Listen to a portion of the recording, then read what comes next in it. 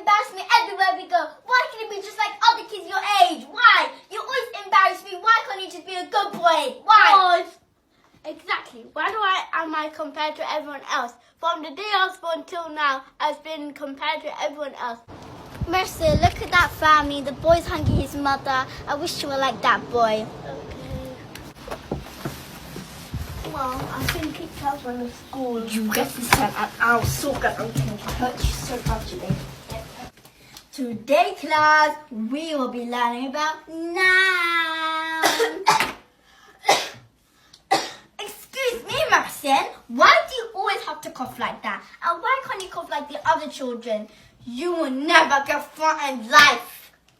Even my cough is being compared to other children.